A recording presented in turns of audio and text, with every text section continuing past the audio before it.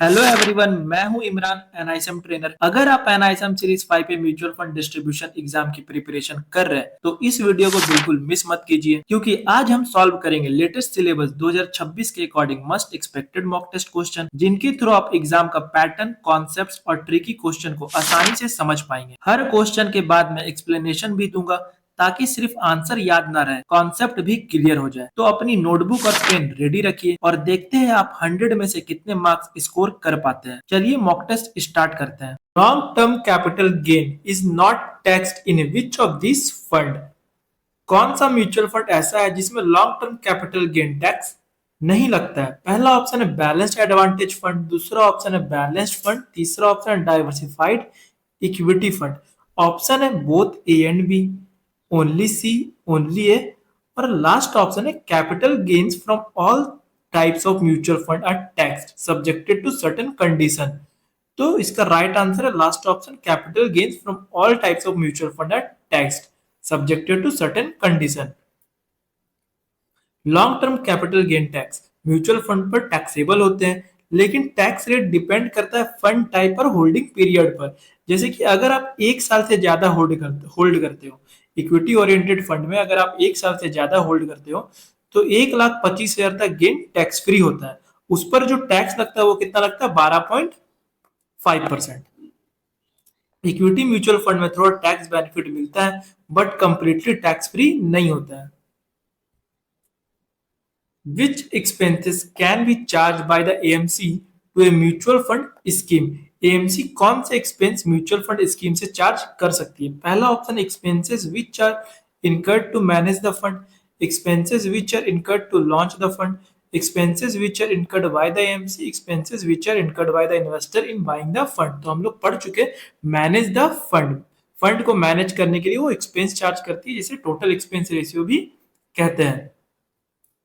AMC fund manage करती है, इस मैनेजमेंट के लिए वो कुछ एक्सपेंस चार्ज करती है। ये एक्सपेंस इंक्लूड होते हैं फंड मैनेजर फी, रिसर्च कॉस्ट, एडमिनिस्ट्रेटिव कॉस्ट। ये सब मिलके बनते हैं टोटल एक्सपेंस रेशियो। तो इसका राइट आंसर हो जाएगा expenses which are incurred to manage the fund.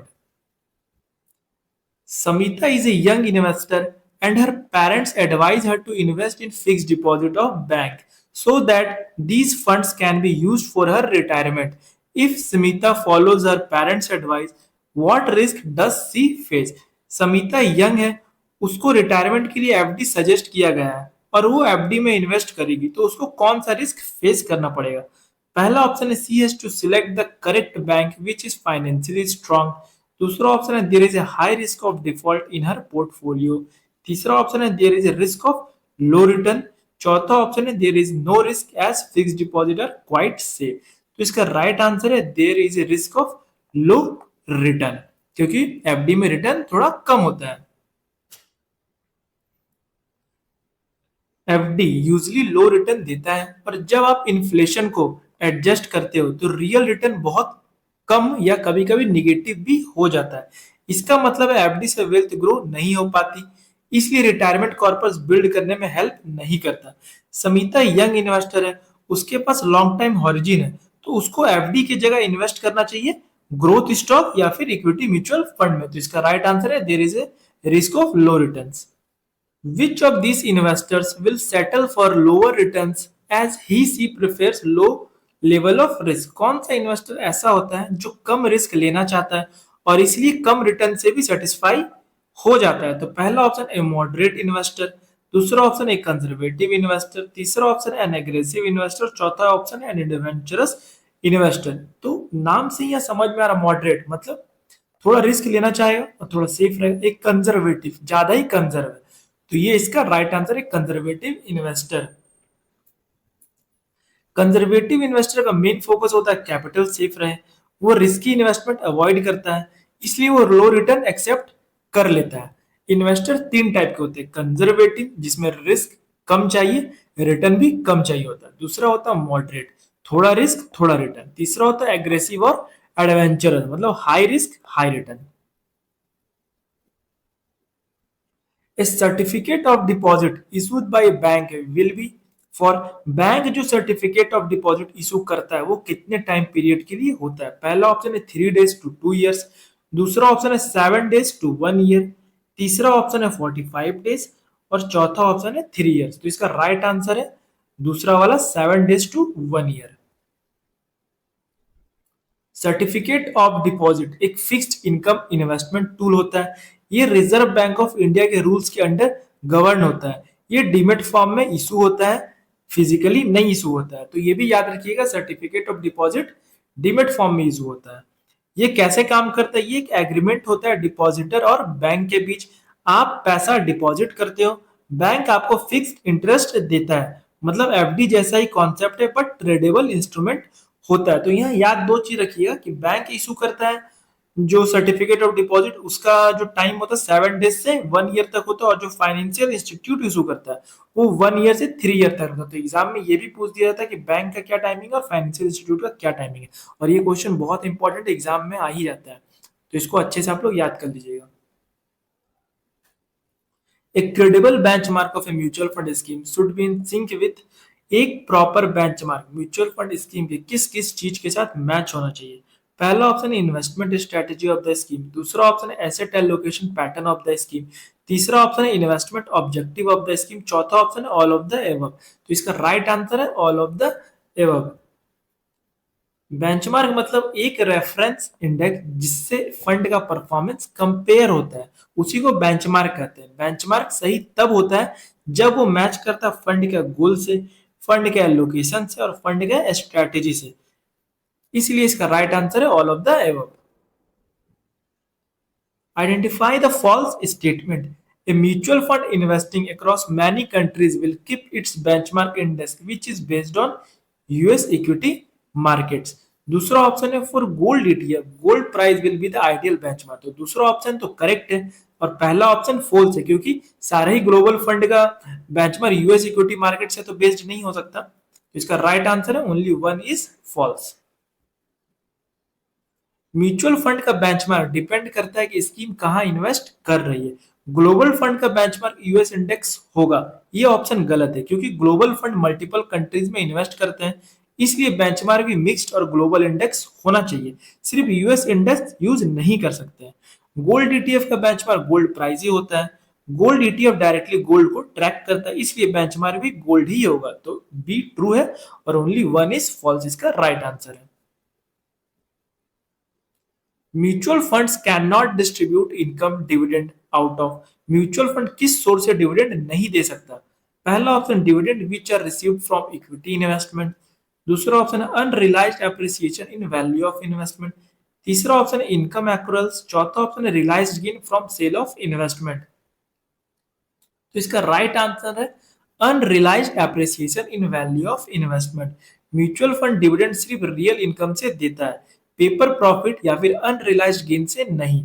Dividend received ये रियल इनकम है तो यहां से दे सकता है, इनकम एक्रूअल ये भी रियल इनकम है तो यहां से भी वो डिविडेंड देगा, रियलाइज्ड गेन भी रियल इनकम है, मतलब प्रॉफिट बुक हो चुका है, तो इन सब से डिविडेंड दिया जा सकता है। When does an investor in mutual fund have to provide information under the Foreign Account Tax Compliance Act FATCA? Investor को फटका डिटेल्स कब देनी पड़ती है? पहला ऑप्शन है when the investment is made through a foreign bank account, दूसरा option है when the investor's portfolio was a NRI account before change, तीसरा ऑप्शन है when the investor's place of birth is other than India, चौथा option है when the investor is a resident of USA or UK only। तो इसका right answer है when the investors place of birth is other than India. फटका का full form होता है foreign account tax compliance act. तो ये फुल फॉर्म आप लोग याद रखिए, एग्जाम में ये भी आता है, ये भी इंपॉर्टेंट क्वेश्चन है। ये मेनली फॉरेन टैक्स रिपोर्टिंग के लिए होता है। म्यूचुअल फंड में जब इन्वेस्टर का कनेक्शन फॉरेन कंट्री से होता है तब एक्स्ट्रा डिटेल्स देनी पड़ती है। तो इसका राइट आंसर है when the investor place of birth is other than India. Recency bias applies to dash events. Recency bias किन इवेंट्स पर अप्लाई होता है? पहला ऑप्शन ओनली पॉजिटिव, दूसरा ऑप्शन है ओनली निगेटिव, तीसरा ऑप्शन है बोथ पॉजिटिव एंड निगेटिव। तो इसका राइट आंसर है बोथ पॉजिटिव एंड निगेटिव। आइए एक्सप्लेनेशन समझते हैं। रेसेंसी बायस का मतलब होता है कि रिसेंट इवेंट का इफेक्ट डिसीजन मेकिंग पर बहुत ज्यादा होता है। अगर रिसेंट एक्सपीरियंस पॉजिटिव है, लोग सोचते हैं फ्यूचर भी वैसा ही होगा। अगर रिसेंट एक्सपीरियंस निगेटिव है, लोग डर जाते हैं और सेफ इन्वेस्टमेंट चूज करते हैं, मतलब लोग पास्ट को फ्यूचर जैसा मान लेते हैं। तो इसका राइट आंसर है बोथ पॉजिटिव एंड निगेटिव।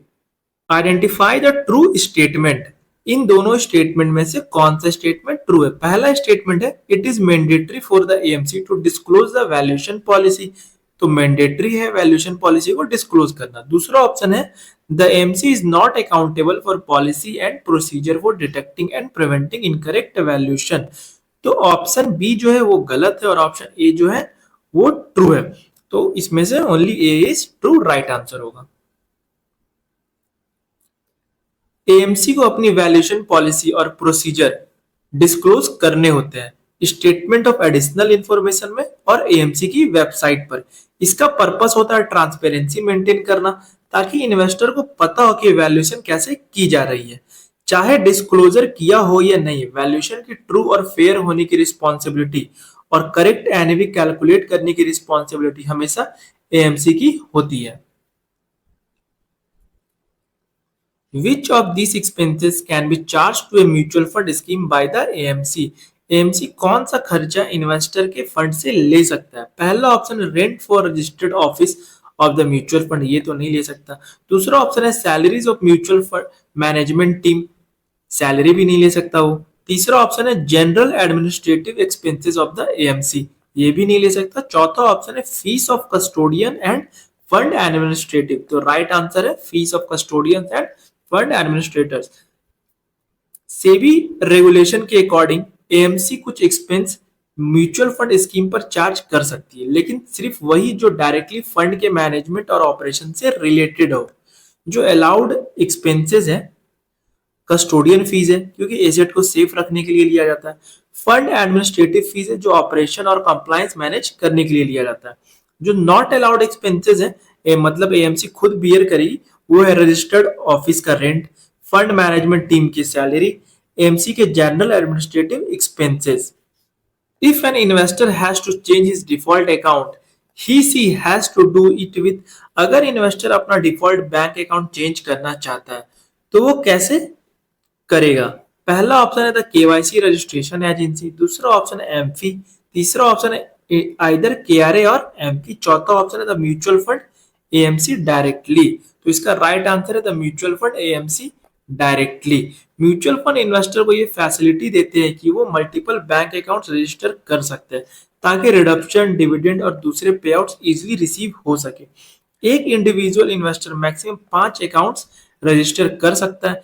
इनमें से एक अकाउंट को डिफॉल्ट अकाउंट डिजिग्नेट किया जाता है। जब तक इन्वेस्टर अलग से स्पेसिफाई ना करे, सारे पेमेंट इसी डिफॉल्ट अकाउंट में क्रेडिट होते हैं।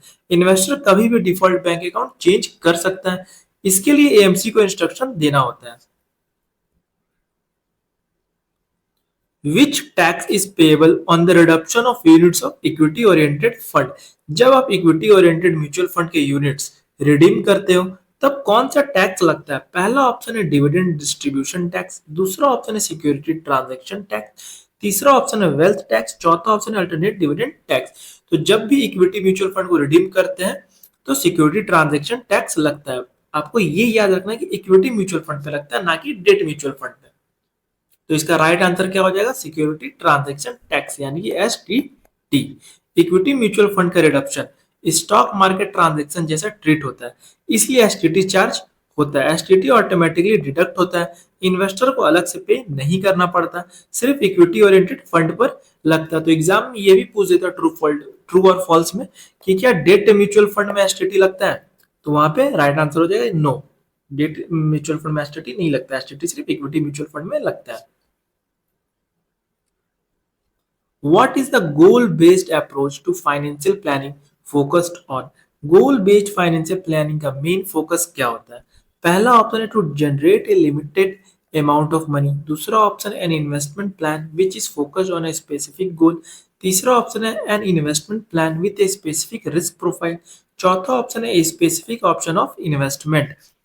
तो इसका राइट आंसर है an investment plan which is focused on a specific goal based financial planning में ये अप्रोच किसी स्पेसिफिक गोल के लिए प्लानिंग करते हैं।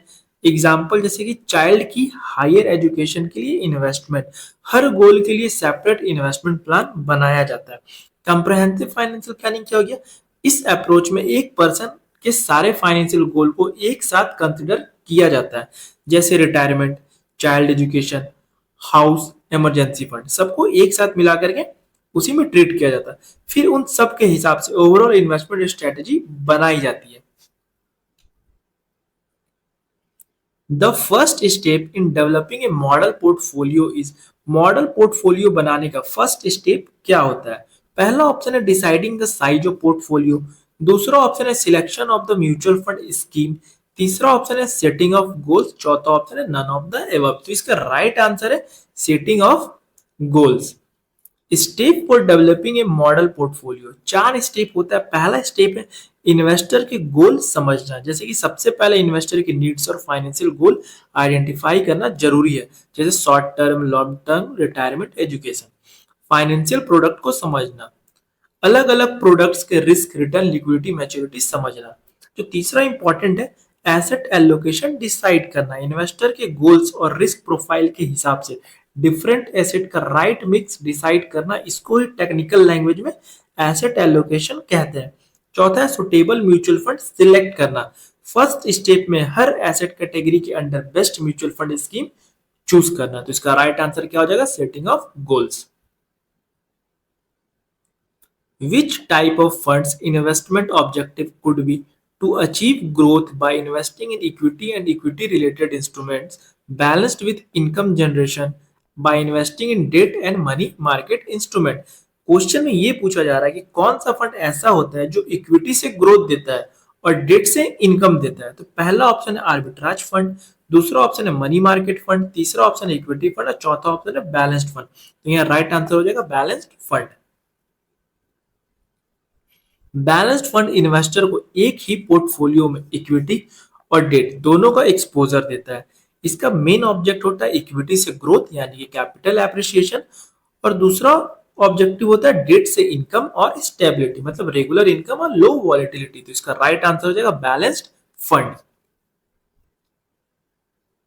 When a mutual fund scheme makes profit or losses, those profits and losses belong to, अगर mutual fund में profit या लॉस होता है तो वो किसका होता है? पहला ऑप्शन है द एएमसी, दूसरा ऑप्शन द ट्रस्टी, तीसरा ऑप्शन द फंड मैनेजर, चौथा ऑप्शन द इन्वेस्टर। तो म्यूचुअल फंड में अगर प्रॉफिट लॉस हो रहा है तो पैसा तो म्यूचुअल फंड में इन्वेस्टर का ही होता है, तो प्रॉफिट भी होगा तो इन्वेस्टर का ही होगा, लॉस भी होगा तो इन्वेस्टर का ही होगा। तो इसका राइट आंसर हो जाएगा the investor. The investor enjoy the profit as well as bear the losses of his investment in mutual fund। जैसे कि आपने 1 लाख इन्वेस्ट किया, अगर वैल्यू बढ़कर 1,20,000 हो गया तो जो 20,000 प्रॉफिट हुआ किसका हुआ? इन्वेस्टर का हुआ। और अगर वैल्यू 1 लाख से 90,000 आ गया तो जो 10,000 लॉस हुआ वो भी किसका हुआ? इन्वेस्टर का हुआ। तो म्यूचुअल फंड में पैसा भी इन्वेस्टर का होता है और प्रॉफिट लॉस भी इन्वेस्टर का होता है। Dash is are included in the key information memorandum. KIM में क्या क्या इंक्लूड होता है? पहला ऑप्शन है name of the fund manager trustee, दूसरा ऑप्शन है परफॉर्मेंस ऑफ स्कीम्स, तीसरा ऑप्शन है एसेट एलोकेशन प्लान, चौथा ऑप्शन है ऑल ऑफ द एबव। तो ये तीनों होता है, तो इसका राइट आंसर हो जाएगा ऑल ऑफ द एबव। किम, सिड और साइन का शॉर्ट समरी होता है। किम में क्या क्या होता है? एएमसी के बारे में होता है, mutual fund, trustee, fund manager और स्कीम का नाम होता है। इशू डेट होता है, opening, closing, reopening for sale and repurchase. Investment objective होता है, एसेट एलोकेशन पैटर्न होता है, रिस्क प्रोफाइल होता है, प्लान्स और ऑप्शन होता है, benchmark index, dividend policy, performance, 1 year, 3 year, 5 year, expense of the scheme होता है, इन्वेस्टर ग्रीवेंस डिटेल्स होता है। ये सारे चीज किम में होता है, तो इसका राइट आंसर हो जाएगा all of the above. Asset allocation must primarily match, asset allocation सबसे पहले किस चीज से मैच होना चाहिए? पहला ऑप्शन है लॉन्ग टर्म वैल्यू क्रिएशन, दूसरा ऑप्शन है इन्वेस्टमेंट नीड्स, तीसरा ऑप्शन है फाइनेंशियल गोल्स, चौथा ऑप्शन है टैक्स सेविंग नीड्स। तो इसका राइट आंसर है फाइनेंशियल गोल्स। एसेट एलोकेशन हमेशा इन्वेस्टर के फाइनेंशियल गोल के अकॉर्डिंग डिसाइड होता है।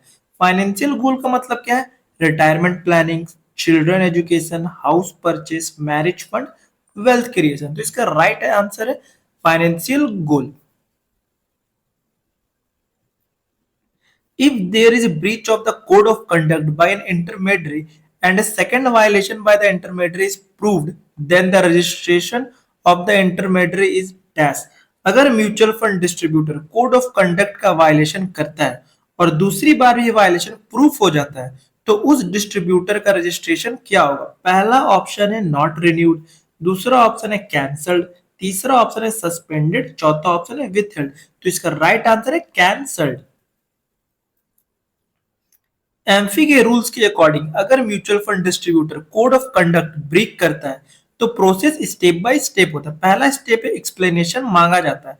एम्फी डिस्ट्रीब्यूटर को लेटर भेजता है और बोलता है 3 वीक्स के अंदर एक्सप्लेनेशन दो। तो एग्जाम में ये भी क्वेश्चन आ जाता है कि कितने वीक्स के अंदर एक्सप्लेनेशन मांगा जाता है, टाइम पीरियड। तो 3 वीक्स, ये भी इंपॉर्टेंट है। दूसरा स्टेप है वार्निंग लेटर। एक्सप्लेनेशन नहीं आता है या एक्सप्लेनेशन सेटिस्फैक्टरी नहीं होता है तो एम्फी वार्निंग लेटर भेजता है।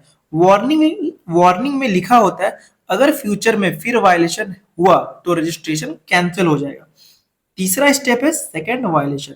अगर डिस्ट्रीब्यूटर सेकंड टाइम वायलेशन करता है और प्रूफ हो जाता है तो एमपी उसका रजिस्ट्रेशन कैंसिल कर देगा, इसलिए इसका राइट आंसर है cancelled. What is the maximum number of joint holders allowed per mutual fund application? एक म्यूचुअल फंड एप्लीकेशन है, मैक्सिमम कितने जॉइंट होल्डर्स अलाउड होते हैं? पहला ऑप्शन है 3, दूसरा ऑप्शन है 4, तीसरा ऑप्शन है 5 और चौथा ऑप्शन है 6। तो इसका राइट आंसर है 3। म्यूचुअल फंड रूल्स के अकॉर्डिंग एक एप्लीकेशन में मैक्सिमम 3 होल्डर्स अलाउड होते हैं। फर्स्ट होल्डर जिसे प्राइमरी होल्डर भी बोलते हैं, सेकंड होल्डर और थर्ड होल्डर। फर्स्ट होल्डर जो होता है वो मेन इन्वेस्टर होता है। स्टेटमेंट और कम्युनिकेशन इसी के नाम पर आते हैं। टैक्स लायबिलिटी भी इसी पर होती है। और जो सेकंड और थर्ड होल्डर होता है वो को होल्डर्स होते हैं। इमरजेंसी या डेथ सिचुएशन में ऑनरशिप ट्रांसफर इजी होता है। Which transaction of an open-ended fund is based on the net asset value NAV pricing? Open-ended mutual fund में कौन सा ट्रांजैक्शन एनएवी के बेसिस पर होता है? पहला ऑप्शन है परचेस ऑफ यूनिट्स, दूसरा ऑप्शन है रिडक्शन ऑफ यूनिट्स, तीसरा ऑप्शन है both purchase and reduction of units. तो इसका राइट आंसर है both purchase and reduction of units. Open ended mutual fund में दोनों ट्रांजैक्शन एनवी पर होते हैं। पहला परचेस मतलब यूनिट बाय करना, जब इन्वेस्टर म्यूचुअल फंड खरीदता है यूनिट्स एनवी प्राइस पर मिलती है। जैसे कि एनवी अगर 50 चल रहा है और इन्वेस्टमेंट 5000 किया तो यूनिट्स कितना होगा, 5000 से डिवाइड कर देंगे 50 को तो 100 यूनिट्स निकल जाएगा। और अगर आप सेल कर रहे हैं, यूनिट आप सेल कर रहे हैं, तो जब इन्वेस्टर म्यूचुअल फंड बेचता है पेमेंट भी एनएवी के बेसिस पर मिलता है। जैसे कि एनएवी 70 रुपीज है, यूनिट 100 है, तो 100 को 70 से इंटू कर देंगे तो आपका टोटल अमाउंट निकल जाए कितना मिलने वाला है। तो सारा कुछ एनएवी के बेसिस पे ही हुआ था, इसलिए इसका राइट आंसर है both purchase and reduction of units. The minimum investment limit in equity and equity related instrument of large cap companies for a large cap mutual fund scheme is dash of total assets। Large cap mutual fund scheme को अपने total asset का minimum कितना percent large cap companies equity या equity related instrument में invest करना होता है? पहला ऑप्शन है 70%, दूसरा ऑप्शन है 80%, तीसरा ऑप्शन है 85% और चौथा ऑप्शन है 90%। तो इसका राइट आंसर है 80%। लार्ज कैप म्यूचुअल फंड को अपने टोटल एसेट का मिनिमम 80% लार्ज कैप कंपनीज में इन्वेस्ट करना पड़ता है। लार्ज कैप कंपनीज क्या होता है? टॉप 100 कंपनीज को लार्ज कैप कंपनीज कहा जाता है मार्केट कैपिटलाइजेशन के बेसिस पर। अगर किसी लार्ज कैप म्यूचुअल फंड का टोटल एसेट 100 करोड़ है तो minimum 80 crore large cap stock में इन्वेस्ट करना मैंडेटरी है, क्योंकि 80% इक्विटी लार्ज कैप फंड में इन्वेस्ट करना होता है। और जो बाकी का 20 करोड़ बचा वो इन्वेस्ट होता है कैश में, डेट में या अदर इक्विटीज में, लाइक मिड कैप हो गया, स्मॉल कैप हो गया, इसमें। बट लार्ज कैप फंड है तो 80% लार्ज कैप स्टॉक में ही इन्वेस्ट होगा। As per SEBI regulation, a mutual fund scheme should have at least dash investor। SEBI के रूल्स के अकॉर्डिंग एक म्यूचुअल फंड स्कीम में मिनिमम कितने इन्वेस्टर होने चाहिए? पहला ऑप्शन है 10, दूसरा ऑप्शन है 15, तीसरा ऑप्शन है 20, चौथा ऑप्शन है 25। तो इसका राइट आंसर है 20। म्यूचुअल फंड स्कीम के लिए दो मेजर कंडीशन होते हैं। मिनिमम 20 इन्वेस्टर होने चाहिए और दूसरा है कोई भी सिंगल इन्वेस्टर स्कीम के टोटल कॉर्पस का 25% से ज्यादा होल्ड नहीं कर सकता। तो इस क्वेश्चन से आपको दो क्वेश्चन बन रहा है कि मिनिमम कितने इन्वेस्टर होना चाहिए, तो 20। एक फंड में मैक्सिमम जो कॉर्पस है कितना इन्वेस्ट किया जा सकता है, तो वो है 25%। तो ये दोनों क्वेश्चन आता है कि मैक्सिमम कॉर्पस कितना इन्वेस्ट कर सकते हैं, सिंगल इन्वेस्टर मैक्सिमम कॉर्पस में कितना इन्वेस्ट कर सकता है, या फिर एक स्कीम में मिनिमम जो इन्वेस्टर होते हैं नंबर ऑफ इन्वेस्टर कितने होते हैं, तो 20। तो ये आप लोग अच्छे से याद कीजिए, ये इंपॉर्टेंट क्वेश्चन भी है। Which of this is not included in the key information memorandum. KIM में कौन सा इंफॉर्मेशन इंक्लूड नहीं होता है? पहला ऑप्शन है date of issue, opening, issue closing and reopening. दूसरा ऑप्शन है इन्वेस्टमेंट ऑब्जेक्टिव। तीसरा ऑप्शन है risk profile of the scheme. चौथा ऑप्शन है function of the sponsor trustee and AMC. तो इसका राइट आंसर है function of the sponsor trustee and AMC. KIM में सिर्फ स्कीम रिलेटेड इंफॉर्मेशन होती है, जैसे कि इन्वेस्टमेंट ऑब्जेक्टिव हो गया, रिस्क प्रोफाइल हो गया, asset allocation, benchmark, dividend policy, expenses, scheme performance. ये सब इन्वेस्टर को स्कीम समझने में हेल्प करता है। Decision in tactical asset allocation are taken on the basis of dash। Tactical asset allocation में डिसीजन किस बेसिस पर लिया जाता है? पहला ऑप्शन है likely behaviour of the market. दूसरा ऑप्शन है risk profile of the investor. तीसरा ऑप्शन है income level of the investor. चौथा ऑप्शन है ऑल ऑफ द एबव। इसका राइट आंसर है likely behaviour of the market. Tactical asset allocation में portfolio allocation market के फ्यूचर बिहेवियर को देखकर चेंज किया जाता है। इन्वेस्टर या fund manager short term market opportunities का एडवांटेज लेने की कोशिश करता है। यहाँ पे एक क्वेश्चन और निकल के आ जाता है कि tactical asset allocation short term market opportunities देखता है या लॉन्ग टर्म मार्केट अपॉर्चुनिटीज देखता है। तो यहाँ पर आपको ध्यान रखना होगा शॉर्ट टर्म मार्केट अपॉर्चुनिटीज देखता है। एग्जाम्पल समस्या, नॉर्मल पोर्टफोलियो एलोकेशन है, 60% इक्विटी है, 30% डेट है और 10% गोल्ड है। अगर फंड मैनेजर को लगता है कि स्टॉक मार्केट जल्दी बढ़ने वाला है तो वो टेम्पररी एलोकेशन चेंज कर सकता है। इक्विटी को बढ़ा देगा, 60 से 75% कर दिया, डेट को कम कर दिया, 30% से 20% कर दिया, क्योंकि इक्विटी मार्केट बढ़ रहा है तो इक्विटी को बढ़ाएगा और बाकी डेट और गोल्ड को कम करेगा। डेट 10% से 5% कर दिया। ये चेंज मार्केट एक्सपेक्टेशन के बेसिस पर होता है। The expenses on dash cannot be charged to the mutual fund scheme। कौन सा स्कीम, कौन सा एक्सपेंस म्यूचुअल फंड स्कीम पर चार्ज नहीं किया जा सकता? पहला ऑप्शन है कस्टोडियन फीस। दूसरा ऑप्शन है depreciation on fixed assets of the asset management company. तीसरा ऑप्शन है ट्रस्टी फीस। चौथा ऑप्शन है मार्केटिंग एक्सपेंस। तो इसका राइट आंसर है depreciation on fixed assets of the asset management company. AMC के कुछ कंपनी लेवल एक्सपेंस होते हैं, जैसे कि ऑफिस फर्नीचर हो गया, कंप्यूटर्स हो गया, बिल्डिंग्स, ऑफिस इक्विपमेंट, इन सब पर डिप्रिसिएशन लगता है, लेकिन ये म्यूचुअल फंड स्कीम के ऑपरेशन का पार्ट नहीं होते, इसलिए इनका एक्सपेंस इन्वेस्टर से चार्ज नहीं किया जा सकता। ये एएमसी के कॉर्पोरेट एक्सपेंस होते हैं। तो इसका राइट आंसर है depreciation on fix assets of the asset management company. What is the role of the custodian of a mutual fund? Mutual fund में कस्टोडियन का रोल क्या होता है? पहला ऑप्शन है to issue statement of funds holding to the investor. दूसरा option है to execute the buy and sell orders in the stock market.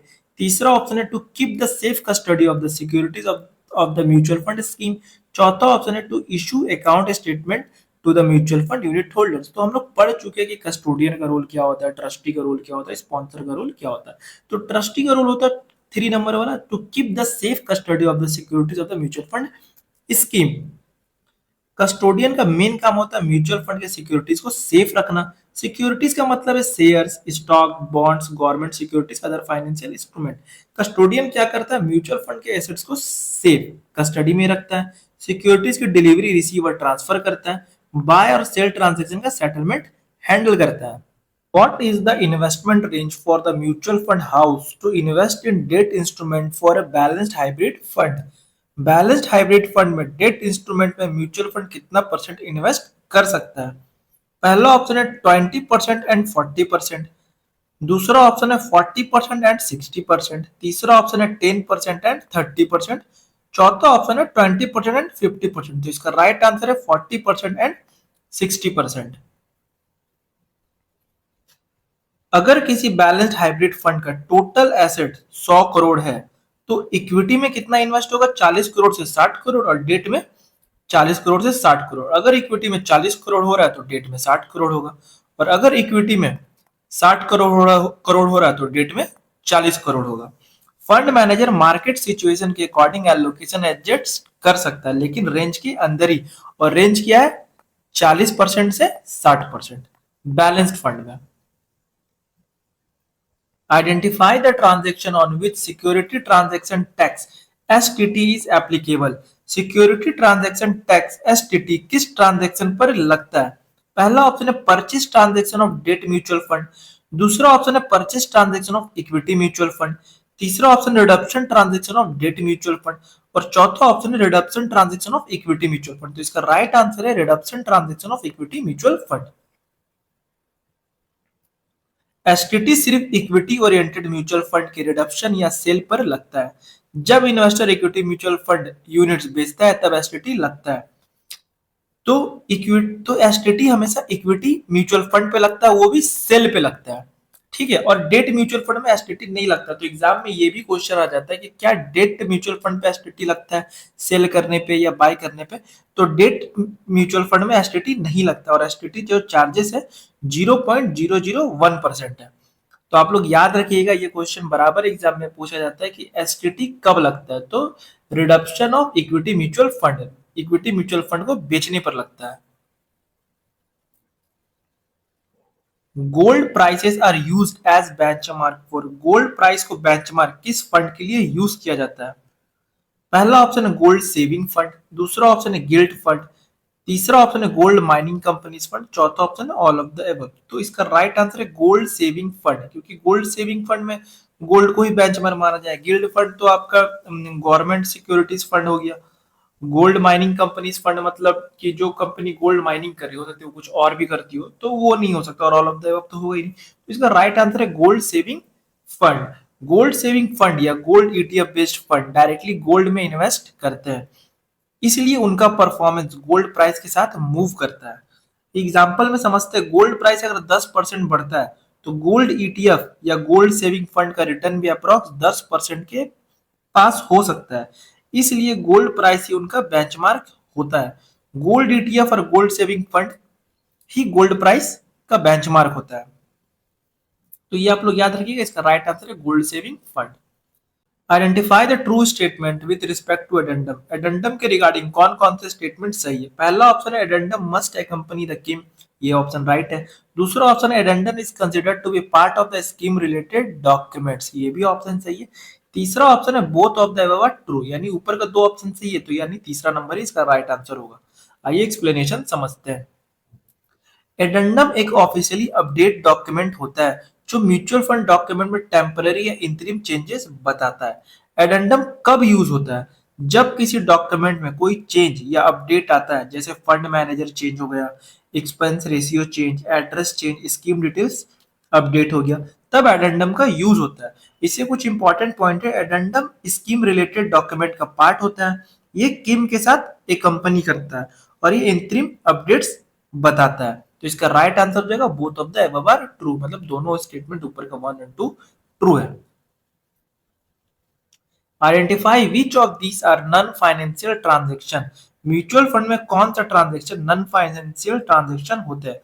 पहला ऑप्शन है ट्रांसमिशन, तो ये नॉमिनी से रिलेटेड हो गया, ये नॉन फाइनेंशियल ट्रांजेक्शन। दूसरा ऑप्शन है नॉमिनेशन, इसमें भी फाइनेंस का कोई लेना देना नहीं, तो ये भी नॉन फाइनेंशियल ट्रांजेक्शन है। तीसरा ऑप्शन है प्लेज, ये भी नॉन फाइनेंशियल ट्रांजेक्शन हो गया। चौथा ऑप्शन है स्विच, तो इसमें परचेज भी होता है, रिडक्शन भी होता है, तो ये एक फाइनेंशियल ट्रांजेक्शन हो गया, तो ये नहीं है। तो अब ऑप्शन में देखना कि डी किसमें नहीं है, तो 2 नंबर जो आंसर है उसमें डी नहीं है, यानी यही इसका राइट आंसर है, ट्रांसमिशन, नॉमिनेशन और pledge.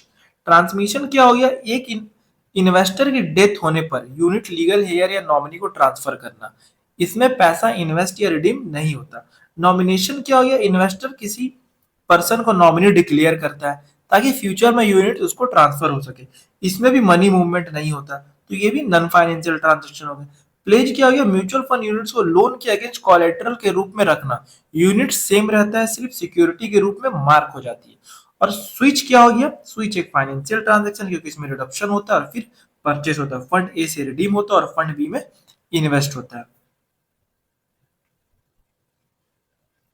Which of this are consider as institutional group of investor? इनमें से कौन इंस्टीट्यूशनल इन्वेस्टर के ग्रुप में आते हैं? पहला ऑप्शन नॉन रेसिडेंट इंडियंस, तो ये इंडिविजुअल हो गए। दूसरा ऑप्शन है हिंदू अनडिविडेंड फैमिली, ये भी इंडिविजुअल में आ गए, इंस्टीट्यूशनल में नहीं आए। तीसरा ऑप्शन है हाई नेटवर्थ इंडिविजुअल, तो इसमें तो नाम में ही इंडिविजुअल है, तो ये इंडिविजुअल हो गए। चौथा ऑप्शन है कंपनीज, तो इंस्टीट्यूशनल ग्रुप कंपनीज ये एक ही होगा, तो इसका राइट आंसर है 4 नंबर कंपनीज। कंपनीज को इंस्टीट्यूशनल इन्वेस्टर या नॉन इंडिविजुअल इन्वेस्टर कहते हैं। कंपनी एक लीगल एंटिटी होती है जो ऑर्गेनाइजेशन के रूप में इन्वेस्ट करती है। इंडिविजुअल इन्वेस्टर कौन कौन होते हैं? NRI, HUF, HNI, retail investor, ये इंडिविजुअल इन्वेस्टर होते हैं। और इंस्टीट्यूशनल इन्वेस्टर कौन होते हैं? ये ऑर्गेनाइजेशन या एंटिटीज होते हैं, जैसे companies, bank, insurance company, pension fund. For a value fund, the minimum investment in equity and equity-related instrument is 50% of the total assets. State whether true or false.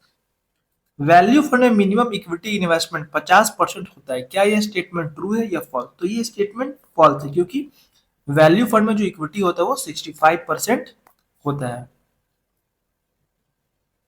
Value fund को minimum 65% asset equity और equity related instrument में invest करना होता है। Value fund क्या करता है? Value fund under valued stock में इन्वेस्ट करता है, ऐसे स्टॉक जो अपनी रियल वैल्यू से कम प्राइस पर मिल रहे होते हैं। फंड मैनेजर एक्सपेक्ट करता है कि फ्यूचर में जब मार्केट एक्चुअल वैल्यू रिकॉग्नाइज करेगा तो प्राइस बढ़ेगा, इससे ही वैल्यू फंड कहते हैं। Mr. Amit wants to invest in a mutual fund scheme. He has to give the request for purchase specifying the mister Amit mutual fund में invest करना चाहते हैं। परचेस रिक्वेस्ट देते वक्त उन्हें क्या स्पेसिफाई करना होता है? पहला ऑप्शन है यूनिट्स ही वांट्स, दूसरा ऑप्शन है amounts he wants to invest, तो तीसरा ऑप्शन है लॉट्स ही वांट्स। तो जब भी हम इन्वेस्ट करते हैं एज ए इन्वेस्टर, अगर हम लोग सोचेंगे तो इसका आंसर इजीली मिल जाएगा। जब भी आप म्यूचुअल फंड में इन्वेस्ट करने जाते हैं तो आप क्या सोचते हैं? पहले यूनिट्स तो नहीं सोचते हैं, लॉट्स तो नहीं सोचते, यही सोचते हैं कितना अमाउंट से स्टार्ट करिए, कितना अमाउंट इन्वेस्ट करें। तो इसका राइट आंसर है amount he wants to invest. Mutual fund में परचेस रिक्वेस्ट अमाउंट के बेसिस पर होती है, यूनिट के बेसिस पर नहीं, क्योंकि यूनिट्स एनएवी के अकॉर्डिंग अलॉट होती है। जैसे एग्जांपल, अगर अमित इन्वेस्ट करे 10,000 और एनएवी हो 20 रुपए, तो यूनिट्स कितने मिलेंगे? 10,000 डिवाइड कर देंगे 20 से तो 500 यूनिट्स मिलेंगे। इन्वेस्टर को पहले से पता नहीं होता एनएवी क्या होगा, इसलिए इन्वेस्टर अमाउंट स्पेसिफाई करता है, यूनिट्स ऑटोमेटिकली कैलकुलेट हो जाती है। Which of the following is true for unclaimed dividend in mutual fund scheme? Mutual fund scheme में अगर डिविडेंड डिक्लेयर रह जाता है तो उस सिचुएशन में कौन सा स्टेटमेंट सही है? पहला ऑप्शन है asset management company is expected to make a continuous effort to remind the investor to claim their dues. दूसरा ऑप्शन है the responsibility for ensuring that the dues are claimed lies with the distributor in a dividend plan. तीसरा option है the responsibility for ensuring that the dues are claimed lies solely with the investor. तो इसका right answer है 1 number. Asset management company is expected to make a continuous effort to remind the investor to claim their dues. AMC की responsibility होती है कि वो investor को remind करे कि उनका डिविडेंड पेंडिंग है। एएमसी इन्वेस्टर को लेटर या कम्युनिकेशन भेजकर इन्फॉर्म करती है। एएमसी को इन्वेस्टर को रिमाइंड भेजना चाहिए, अनक्लेम्ड डिविडेंड का रिकॉर्ड मेंटेन करना चाहिए, एनुअल रिपोर्ट में अनक्लेम्ड अमाउंट डिस्क्लोज करना चाहिए। ये सारे कुछ एएमसी को करना चाहिए। एनुअल रिपोर्ट में क्या मेंशन होता है? कितना अनक्लेम्ड डिविडेंड अमाउंट है और कितने इन्वेस्टर ने क्लेम नहीं किया, यही दोनों चीज एनुअल रिपोर्ट में मेंशन होता है। When a mutual fund distributor impanels with an AMC, he has to sign a declaration for dash. जब कोई म्यूचुअल फंड डिस्ट्रीब्यूटर किसी एएमसी के साथ इम्पैनल होता है तो उसे किस चीज का डिक्लेरेशन साइन करना होता है? पहला ऑप्शन है declaring the rebates given back to the investor, दूसरा ऑप्शन है ensuring that all employees who are selling mutual fund will have more than 1 ARN code, तीसरा ऑप्शन है guarantee of adding a minimum of 25 investors every month, चौथा option है commitment to avoid by statutory codes guidelines and circular. तो इसका right answer है 4 number वाला, commitment to avoid by statutory codes guidelines and circular. जब distributor AMC के साथ empanel होता है तो उसे डिक्लेरेशन साइन करना पड़ता है कि वो सेबी रूल्स फॉलो करेगा, वो एमफी गाइडलाइंस फॉलो करेगा, वो रेगुलेटरी सर्कुलर और इंस्ट्रक्शन फॉलो करेगा। तो इसका राइट आंसर है commitment to abide by statutory code guidelines and circulars. Who manages the contribution from investors and take investment decision in a mutual fund company. Mutual fund में investor का पैसा कौन manage करता है और इन्वेस्टमेंट डिसीजन कौन लेता है? पहला ऑप्शन है द इन्वेस्टर्स, दूसरा ऑप्शन है द ट्रस्टी, तीसरा ऑप्शन है द एसेट मैनेजमेंट कंपनी, चौथा ऑप्शन है द स्पॉन्सर। तो इसका राइट आंसर है the asset management company. Mutual fund structure में एएमसी सबसे इंपॉर्टेंट रोल प्ले करता है। एएमसी के पास फंड मैनेजर और रिसर्च टीम होती है जो डिसाइड करता है कौन सा स्टॉक खरीदना है, कौन सा बॉन्ड खरीदना है, कब बाय सेल करना है, पोर्टफोलियो का एलोकेशन क्या होगा। तो इसका राइट आंसर है the asset management company AMC. Identify which among the following is the first step in the sequence of creating a mutual fund product. Mutual fund product launch करने के process में सबसे पहला स्टेप क्या होता है? पहला ऑप्शन है launching the new fund offer NFO, दूसरा ऑप्शन है filing of scheme information document with SEBI for observation, तीसरा ऑप्शन है launch of advertising and public relation campaign by AMC, चौथा ऑप्शन है approval of trustee and AMC board for the new product and drafting of SID. तो इसका right answer है fourth number वाला, approval for trustee and AMC board for the new product and drafting of SID. Mutual fund scheme launch करने से पहले एक proper approval process होता है जिसमें जो पहला स्टेप होता है वो ट्रस्टी और एएमसी का अप्रूवल होता है। और यही क्वेश्चन पूछ रहा है कि पहला प्रोसेस क्या है। सेकंड प्रोसेस है सिड प्रिपरेशन, फिर उसके बाद सेबी फिलिंग, एडवर्टाइजिंग और लास्ट में एनएफओ लॉन्च होता है। The investment object of an dash is to seek capital appreciation. कौन सा म्यूचुअल फंड कैपिटल एप्रिसिएशन यानी वेल्थ ग्रोथ के ऑब्जेक्ट से इन्वेस्ट करता है? तो पहला ऑप्शन है ग्रोथ फंड, दूसरा ऑप्शन है इनकम फंड, तीसरा ऑप्शन है आर्बिट्राज फंड, चौथा ऑप्शन है लिक्विड फंड। तो इसका राइट आंसर है ग्रोथ फंड। ग्रोथ फंड का मेन ऑब्जेक्ट होता है कैपिटल एप्रिसिएशन। ग्रोथ फंड क्या होता है? लॉन्ग टर्म इन्वेस्ट करता है, हाई रिटर्न पोटेंशियल होता है इसमें, हाई मार्केट रिस्क भी होता है क्योंकि जब हाई रिटर्न है तो रिस्क भी हाई होगा और इसमें डिविडेंड फोकस नहीं होता, इसीलिए ग्रोथ पे ज्यादा फोकस रहता है। तो इसका राइट आंसर है growth fund. For units of equity linked saving scheme ELSS the lock in period is dash. Equity linked saving scheme के यूनिट्स के लिए लॉक इन पीरियड कितने टाइम का होता है? पहला ऑप्शन है 3 years from the date of original investment even in case of subsequent purchase by SIP, दूसरा ऑप्शन है 3 years from the date of original investment for each individual units for purchase made by SIP, तीसरा option है there is no lock in period if tax exemption is claimed. तो इसका right answer है 3 years from the date of original investment for each individual unit for purchase made by SIP.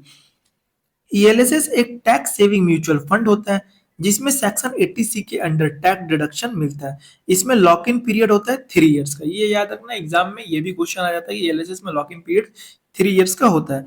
अगर SIP से invest करते हैं तो हर SIP instalment के अलग 3 years लॉक इन होता है। तो अगर आप एसआईपी से इन्वेस्ट कर रहे हैं एलएसएस फंड में, तो अगर मान लेते हैं कि 2021 का आप जनवरी में इन्वेस्ट किए, एक एसआईपी जनवरी में लगा, फिर दूसरा एसआईपी फरवरी में लगा, तो जो जनवरी में आप जो खरीदे जितना यूनिट मिला वो आप रिडीम कब कर पाएंगे? 3 साल बाद। और फरवरी के लिए फिर अलग से 3 साल, फिर मार्च के लिए अलग से 3 साल। तो इसीलिए इसका राइट आंसर है 3 years from the date of original investment for each individual unit for purchase made by SIP. In the usual course of events, a fund manager will have to provide the maximum liquid assets for normal situation में एक fund manager को सबसे ज्यादा liquid assets किसके लिए maintain करना पड़ता है? पहला ऑप्शन है गोल्ड ईटीएफ, दूसरा ऑप्शन इक्विटी ईटीएफ, तीसरा ऑप्शन है क्लोज एंडेड फंड, चौथा ऑप्शन है ओपन एंडेड फंड। तो इसका राइट आंसर है open ended fund. Open ended fund में इन्वेस्टर कभी भी यूनिट्स बाय या रिडीम कर सकते हैं डायरेक्टली एएमसी से, इसलिए फंड मैनेजर को रिडम्पशन के लिए कैश या लिक्विड एसेट्स रेडी रखना पड़ता है। इसी वजह से मैक्सिमम लिक्विड मेंटेन करनी पड़ती है। अगर बहुत सारे इन्वेस्टर एक ही दिन रिडम्पशन कर देते हैं तो फंड मैनेजर को इमीडिएटली पैसा देना होता है, इसलिए इसका राइट आंसर है open ended fund. The dash is used by the fund manager to communicate their views on the economy and the markets to the investor. Fund manager अपनी economy और मार्केट के व्यूज इन्वेस्टर तक पहुंचाने के लिए क्या use करती है? इसका पहला ऑप्शन है की इन्फॉर्मेशन मेमोरेंडम, दूसरा ऑप्शन है स्टेटमेंट ऑफ एडिशनल इन्फॉर्मेशन, तीसरा ऑप्शन है स्कीम इन्फॉर्मेशन डॉक्यूमेंट, चौथा ऑप्शन है फंड फैक्ट शीट। तो आप लोगों को याद रखना है कि जब भी क्वेश्चन में कम्युनिकेट देयर व्यूज इकोनॉमी पे या मार्केट पे, तो उसका राइट आंसर हो जाएगा fund fact sheet. Fund fact sheet एक मंथली रिपोर्ट होता है जो एएमसी पब्लिश करती है। ये भी पूछ दिया जाता है कि फंड फैक्ट शीट कितने ड्यूरेशन में पब्लिश होता है एग्जाम में, तो वो आपको याद रखना मंथली। फंड फैक्ट शीट में क्या क्या होता है, फंड का ऑब्जेक्टिव होता है, पोर्टफोलियो होल्डिंग होता है, कौन से स्टॉक में है, बॉन्ड्स में है, कौन से सेक्टर में है, फंड परफॉर्मेंस होता है, asset allocation, risk measure, fund manager, commentary. Commentary में ही आ जाता है आपका इकोनॉमी एंड मार्केट व्यू। तो इकोनॉमी एंड मार्केट व्यू किसमें होता है, फंड फैक्ट शीट में होता है। What is the disadvantage of company fixed deposit when compared to bank fixed deposit? Bank fix deposit के कंपैरिजन में कंपनी फिक्स डिपॉजिट का डिसएडवांटेज क्या होता है? पहला ऑप्शन है लोअर रेट ऑफ इंटरेस्ट, दूसरा ऑप्शन है लोअर सेफ्टी, तीसरा ऑप्शन है हाईली वॉलेटाइल, चौथा ऑप्शन है डिफिकल्ट टू लिक्विडेट। तो इसका राइट आंसर है लोअर सेफ्टी, क्योंकि कंपनी फिक्स डिपॉजिट क्या हो गया, कॉर्पोरेट एफडी। अब बैंक एफडी से वो इसीलिए वो बैंक एफडी से ज्यादा रिस्की होता है। कंपनी एफडी जो होता है वो प्राइवेट कंपनी इशू करती है। अगर कंपनी के फाइनेंशियल कंडीशन खराब हो जाए तो वो इंटरेस्ट या प्रिंसिपल पे नहीं करती, जिसे डिफॉल्ट रिस्क या फिर क्रेडिट रिस्क भी कहते हैं। तो इसका आंसर हो जाएगा right answer lower safety. The equity share price of gold mining companies can depend on.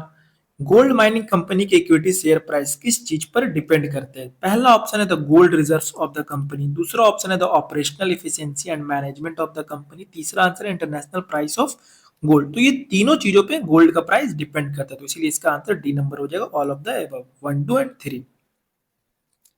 Gold reserve of the company में क्या हो गया, अगर कंपनी के पास ज्यादा गोल्ड रिजर्व है तो फ्यूचर प्रोडक्शन और प्रॉफिट का पोटेंशियल ज्यादा होता है, इससे शेयर प्राइस इंक्रीज हो सकता है। ऑपरेशनल एफिशिएंसी एंड मैनेजमेंट क्या होता है, अगर कंपनी एफिशिएंटली माइनिंग कर रही है और मैनेजमेंट स्ट्रांग है तो कॉस्ट कम और प्रॉफिट ज्यादा होता है। पुअर मैनेजमेंट होने पर शेयर प्राइस गिर सकता है और अच्छा मैनेजमेंट होने पर शेयर प्राइस ऊपर जाता है। तो शेयर प्राइस जो स्टॉक है गोल्ड का प्राइस इस पे भी डिपेंड कर रहा है। तीसरा international gold price, gold mining company के रेवेन्यू डायरेक्टली गोल्ड प्राइस से लिंक्ड होते हैं। गोल्ड प्राइस इंक्रीज करता तो इंक्रीज हो रहा है तो कंपनी प्रॉफिट भी इंक्रीज हो रहा है, शेयर प्राइस भी इंक्रीज हो रहा है। तो ये सब चीज पे गोल्ड का प्राइस डिपेंड करता है, इसलिए आंसर हो जाएगा all 1, 2 and 3। Identify the incorrect statement with respect to SEBI complaint redress system score। SEBI complaint redress system scores के रिस्पेक्ट में कौन सा स्टेटमेंट इनकरेक्ट है? पहला ऑप्शन है scores enables the market intermediaries and listed companies to receive complaint from investor, redress such complaints and report redressal। दूसरा option है score is a web based centralized grievance redress system। तीसरा option है SCORES is completely online so an investor can not lodge a physical complain. ऐसा तो नहीं होता, वो physical complain भी कर सकता है बट सारा प्रोसेस ऑनलाइन होता, फिजिकल को ही फिर ऑनलाइन अपलोड करना पड़ता। तो ये ऑप्शन इनकरेक्ट है। आइए एक्सप्लेनेशन देखते हैं। स्कोर एक वेब बेस्ड सेंट्रलाइज्ड प्लेटफॉर्म है जहां इन्वेस्टर अपनी कंप्लेन रजिस्टर कर सकता है, लेकिन एक इंपॉर्टेंट पॉइंट है, सिस्टम ऑनलाइन है पर फिजिकल कंप्लेन भी सबमिट की जा सकती है। इन्वेस्टर सेबी ऑफिस या इंटरमीडियरी को फिजिकल कंप्लेन देता है, कंप्लेन स्कैन की जाती है, उसके बाद स्कोर पोर्टल पर अपलोड करके प्रोसेस किया जाता है। तो इसका राइट आंसर हो जाएगा score is completely online so an investor can not lodge a physical complain. ये स्टेटमेंट फॉल्स है और क्वेश्चन में फॉल्स ही पूछा जा रहा है कि कौन सा स्टेटमेंट फॉल्स है। Identify the false statement with respect to a new fund offer. NFO से रिलेटेड कौन सा स्टेटमेंट फॉल्स है? A closed-ended mutual fund NFO will have a NFO opening date, NFO closing date and a scheme reopening date। तो हम लोग पढ़े हैं कि क्लोज एंडेड म्यूचुअल फंड में NFO ओपनिंग डेट तो होता है, क्लोजिंग डेट भी होता है, बट स्कीम रीओपनिंग डेट नहीं होता है। दूसरा है open ended mutual fund NFO will have NFO opening date, हाँ ठीक है, NFO क्लोजिंग डेट भी होता है और स्कीम रीओपनिंग डेट भी होता है। तो इसमें फॉल्स कौन सा हो जाएगा? Only one is false. Close ended mutual fund में क्या होता है? Close ended fund NFO period में यूनिट इशू करते हैं, एनएफओ के बाद स्कीम रीओपन नहीं होती, इन्वेस्टर बाद में स्टॉक एक्सचेंज पर यूनिट बाय सेल करते हैं, एएमसी से डायरेक्ट नहीं, इसलिए स्टेटमेंट 1 जो है वो फॉल्स है। ओपन एंडेड म्यूचुअल फंड में क्या होता है? एनएफओ ओपनिंग डेट और क्लोजिंग डेट होती है, एनएफओ क्लोज होने के बाद स्कीम रीओपन हो जाती है, इन्वेस्टर एएमसी से एनबी पर बाय सेल कर सकते हैं, इसलिए स्टेटमेंट 2 जो है वो करेक्ट है। While giving the mutual fund units for repurchase, the distribution should consider the impact of capital gain tax and dash on the investors portfolio. जब म्यूचुअल फंड यूनिट्स रिडीम की जाती है तो डिस्ट्रीब्यूटर को कैपिटल गेन टैक्स के साथ और किस चीज का इंपैक्ट कंसिडर करना चाहिए? पहला ऑप्शन है बीटा, दूसरा ऑप्शन है एंट्री लोड, तीसरा ऑप्शन है एग्जिट लोड, चौथा ऑप्शन है शार्प रेशियो। तो इसका राइट आंसर है एग्जिट लोड। जब investor mutual fund units redeem करता है तो दो चीजें उसको रिटर्न को इफेक्ट कर सकती है। पहला है कैपिटल गेन टैक्स, दूसरा एग्जिट लोड। एग्जिट लोड क्या होता है? एग्जिट लोड एक फी होती है जो एएमसी रिडम्पशन के टाइम चार्ज करती है। यूजली ये तब लगती है जब इन्वेस्टर शॉर्ट पीरियड में यूनिट्स रिडीम करता है। तो इसका राइट आंसर है exit load. As per the fair valuation principle laid out by SEBI, it is mandatory to disclose the valuation policy in SEBI के फेयर वैल्यूएशन प्रिंसिपल के according valuation policy को कहां disclose करना mandatory है? पहला option है statement of additional information, दूसरा option है statement of account send to investors periodically, तीसरा ऑप्शन है फंड फैक्ट शीट, चौथा ऑप्शन है the fair valuation principle are not to be put in public. तो इसका राइट आंसर है statement of additional information. AMC को अपनी वैल्यूएशन पॉलिसी और प्रोसीजर साइन यानी कि स्टेटमेंट ऑफ एडिशनल इंफॉर्मेशन में डिस्क्लोज करने होते हैं। साइन क्या होता है? साइन एक डॉक्यूमेंट होता है जिसमें म्यूचुअल फंड हाउस की डिटेल इंफॉर्मेशन होती है।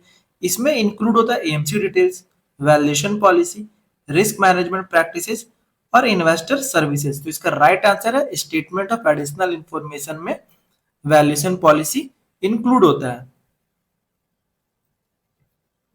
A mutual fund scheme shall not invest more than 10% of its total NAV in debt instrument. This rule is not applicable for which type of debt instrument? एक mutual fund scheme अपने total NAV का 10% से ज्यादा debt instrument में invest नहीं कर सकती। ये रूल किस टाइप के डेट इंस्ट्रूमेंट पर अप्लाई नहीं होता?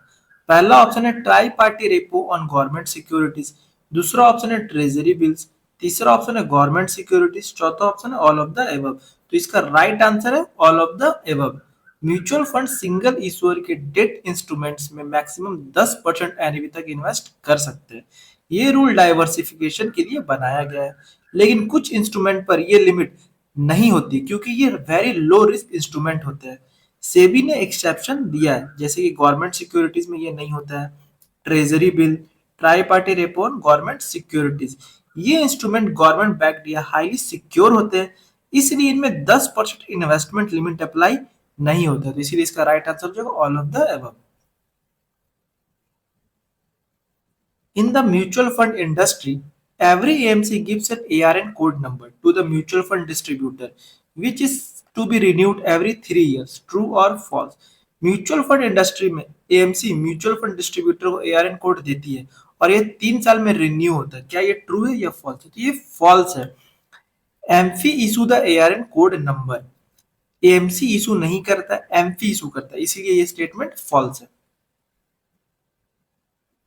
एआरएन का फुल फॉर्म होता है एम्फी रजिस्ट्रेशन नंबर। एम्फी का फुल फॉर्म होता है association of mutual fund in India. ये भी आपको याद रखना होगा कि एग्जाम में फुल फॉर्म भी पूछ देता है। तो एम्फी इशू करती है एआरएन नंबर।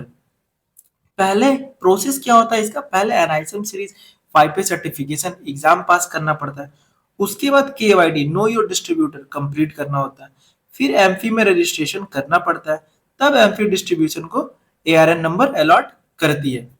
तो इसका राइट आंसर हो जाएगा फॉल्स। ये स्टेटमेंट फॉल्स है कि एएमसी इशू करती है, जबकि इशू एम्फी करती है।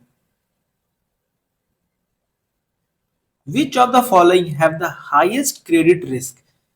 इनमें से किस ऑप्शन में सबसे ज्यादा क्रेडिट रिस्क होता है? पहला ऑप्शन है मनी मार्केट फंड, दूसरा ऑप्शन है जंक बॉन्ड, तीसरा ऑप्शन है जीसेक फंड, चौथा ऑप्शन है इनकम फंड। तो इसका राइट आंसर है जंक बॉन्ड। जंक बॉन्ड को हाई यील्ड बॉन्ड्स भी कहा जाता है।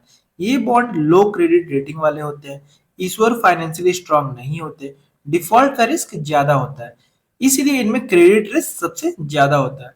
तो आप लोग इस तरह याद कर सकते हैं कि G-sec fund very low credit risk होता है क्योंकि वो गवर्नमेंट बैक्ड होता है। मनी मार्केट फंड इसमें भी क्रेडिट रिस्क लो होता है। इनकम फंड मीडियम होता है और जंक बॉन्ड में वेरी हाई क्रेडिट रिस्क होता है, इसलिए इसका राइट आंसर है जंक बॉन्ड।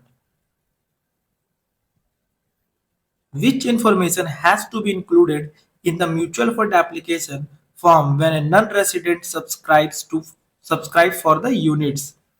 क्वेश्चन ये बोल रहा है जब एनआरआई म्यूचुअल फंड यूनिट्स खरीदता है तब एप्लीकेशन फॉर्म में कौन सी एक्स्ट्रा इन्फॉर्मेशन देनी जरूरी होती है।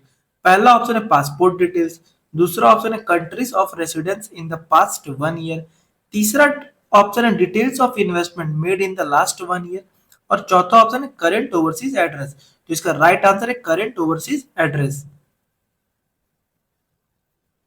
जब एनआरआई म्यूचुअल फंड में इन्वेस्ट करता है तब एप्लीकेशन फॉर्म में नॉर्मल डिटेल्स के अलावा ओवरसीज डिटेल्स यानी कि ओवरसीज एड्रेस देना मैंडेटरी होता है। एएमसी को इन्वेस्टर की रेसिडेंस लोकेशन पता चलता है, इससे रेगुलेटरी कंप्लायंस मेंटेन होता है, टैक्सेशन और कम्युनिकेशन प्रॉपर तरीके से होता है। तो इसका राइट आंसर है current overseas address. Identify the false statement. Statement क्या है? पहला स्टेटमेंट है while evaluating the mutual fund scheme the expense ratio matters more in debt fund than equity fund. Expense ratio debt fund में equity fund से ज्यादा important होता है।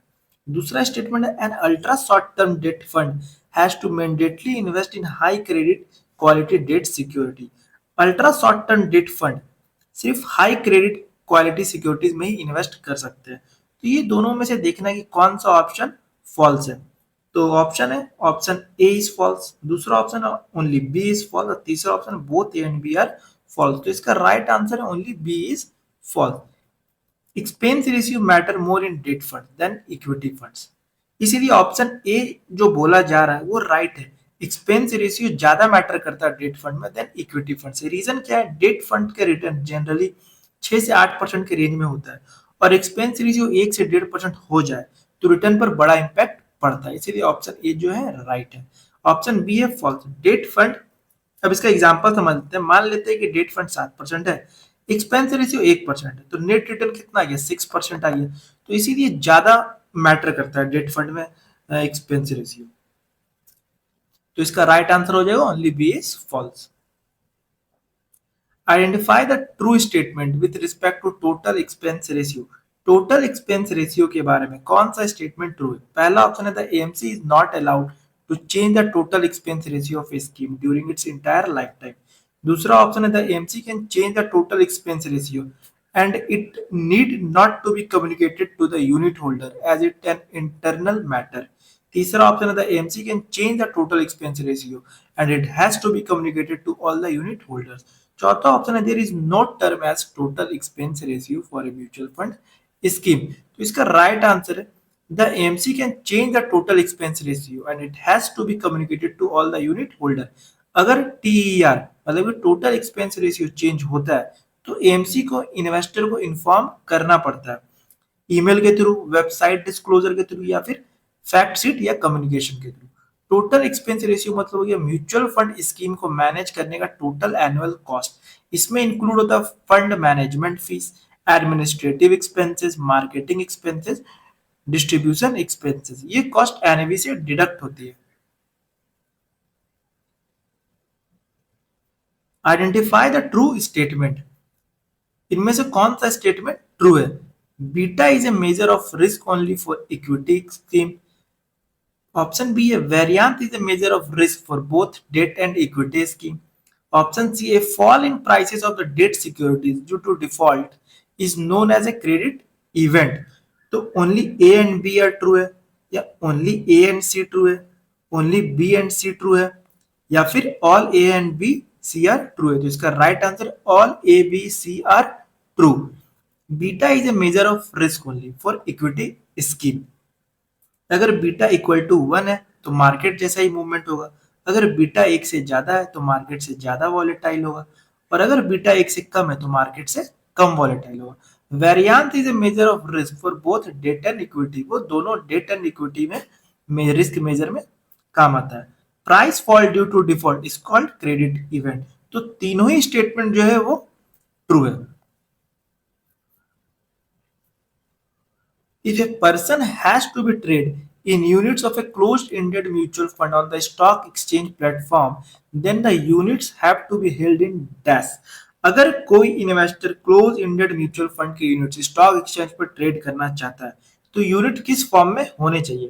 पहला ऑप्शन है डिमेटेरियलाइज्ड फॉर्म, दूसरा ऑप्शन है फिजिकल फॉर्म। तो इसका राइट आंसर है dematerialised form. Close ended mutual fund scheme में स्टॉक एक्सचेंज पर लिस्ट होती है, क्योंकि इन्वेस्टर स्कीम के बीच में एएमसी से रिडम्पशन नहीं कर सकता। इसलिए अगर इन्वेस्टर बीच में पैसा निकालना चाहे तो स्टॉक एक्सचेंज पर यूनिट सेल करता है। स्टॉक एक्सचेंज पर कोई भी सिक्योरिटी ट्रेड करने के लिए डीमेट अकाउंट होना जरूरी है। क्लोज एंडेड फंड के यूनिट डिमेटेरियलाइज्ड यानी कि डीमेट फॉर्म में होने चाहिए, इसलिए इसका राइट आंसर है dematerialised form. Which of these is a physical assets? इनमें से कौन सा एसेट्स रियल फिजिकल फॉर्म में एग्जिस्ट करता है? पहला ऑप्शन है बैंक डिपॉजिट, दूसरा ऑप्शन है units by real estate investment trust, तीसरा ऑप्शन है रियल एस्टेट, चौथा ऑप्शन है शेयर्स इन फिजिकल फॉर्म। तो इसका राइट आंसर है रियल एस्टेट। फिजिकल एसेट मतलब जो फिजिकली एग्जिस्ट करता है, जिन्हें हम टच और देख सकते हैं, जैसे कि लैंड हो गए, बिल्डिंग्स हो गए, गोल्ड हो गए। फाइनेंशियल एसेट मतलब पेपर, डिजिटल फॉर्म, ये सिर्फ वैल्यू रिप्रेजेंट करते हैं, फिजिकल चीज नहीं होती, जैसे कि bank FD, mutual fund, share, real estate investment trust, units. How is the redemption transaction of a mutual fund price? Mutual fund units बेचने पर प्राइस कैसे कैलकुलेट होते हैं? NAV plus exit load, NAV minus exit load, NAV plus entry load, NAV minus entry load. तो entry load करके कुछ नहीं है, एग्जिट लोड ही होगा, तो एनएवी से एग्जिट लोड को माइनस कर दे, तो इसका राइट आंसर क्या हो जाएगा? NAV minus exit load. जब आप फंड बेचते हो तो आपका एनएवी से थोड़ा कम पैसा मिलता है, क्योंकि एग्जिट लोड कट होता है।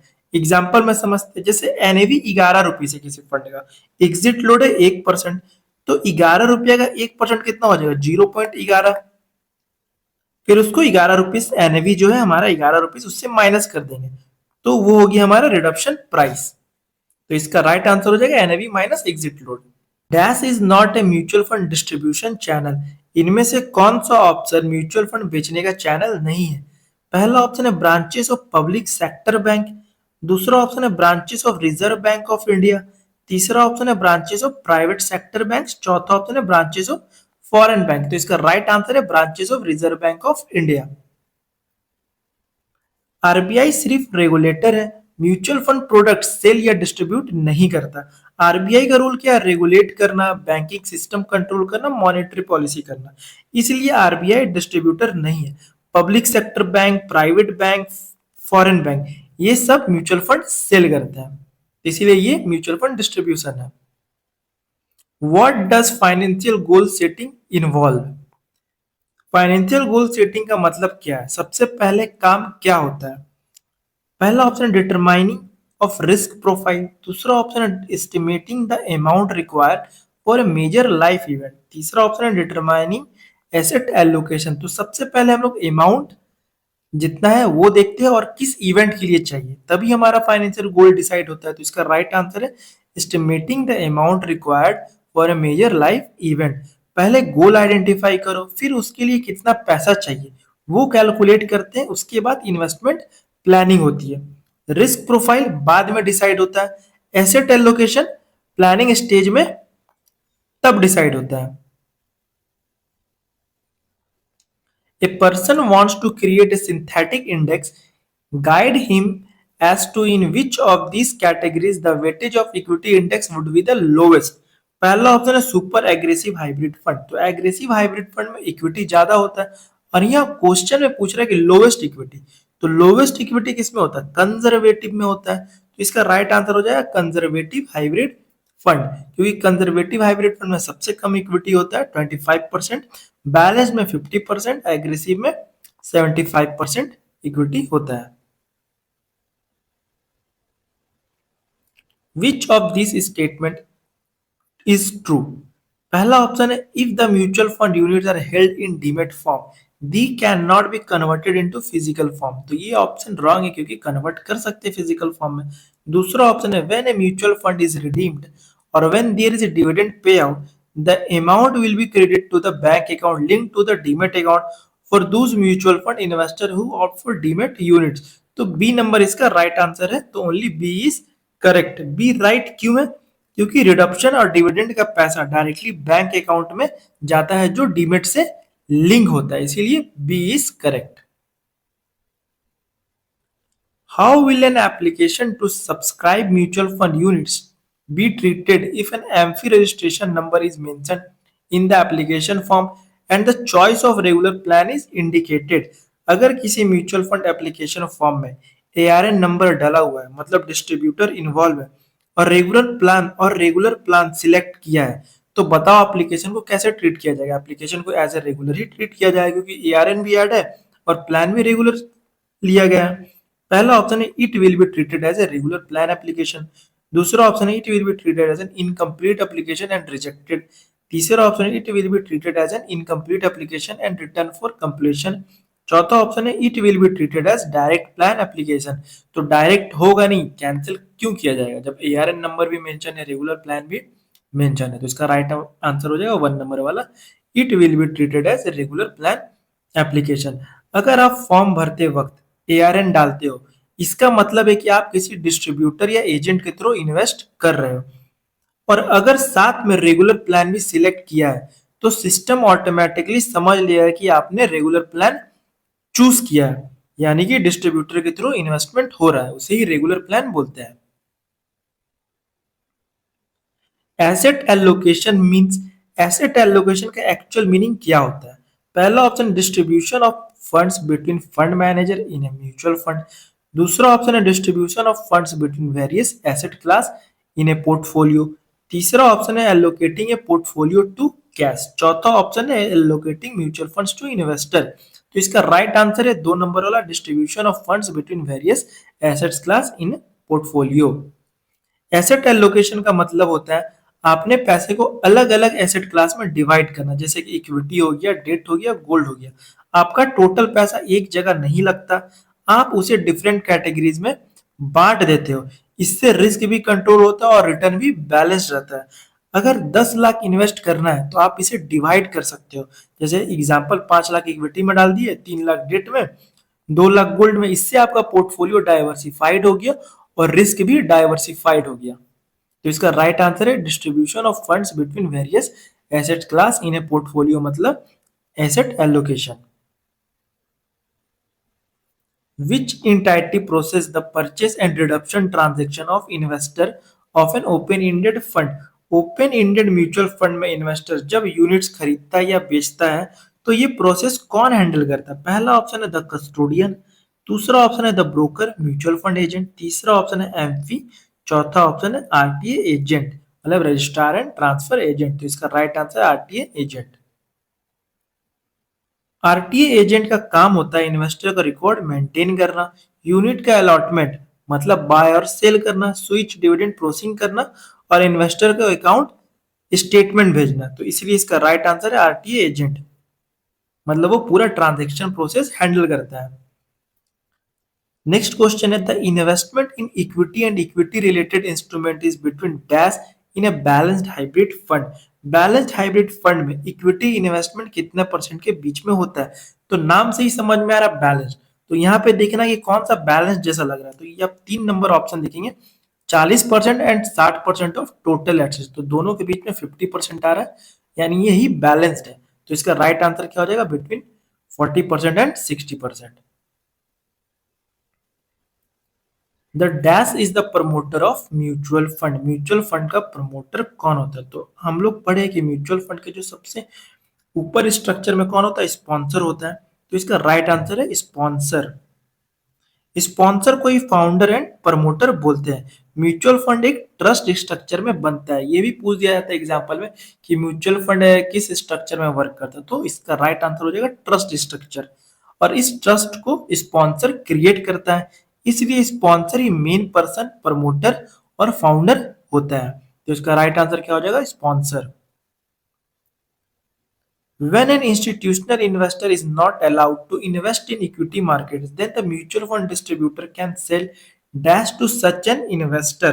अगर कोई इंस्टीट्यूशनल इन्वेस्टर इक्विटी मार्केट में इन्वेस्ट नहीं कर सकता, तो म्यूचुअल फंड डिस्ट्रीब्यूटर उसको कौन सा फंड रिकमेंड करेगा। पहला ऑप्शन है कॉर्पोरेट बॉन्ड फंड, दूसरा ऑप्शन इक्विटी सेविंग फंड, तीसरा ऑप्शन है मल्टी एसेट एलोकेशन फंड, चौथा ऑप्शन है आर्बिट्रेज फंड। तो इसमें जब भी आप इक्विटी नहीं खरीद सकते तो डेट खरीदना होता है। तो इसमें डेट कौन सा है, कौन सा फंड, डेट फंड, आपको ये देखना होगा।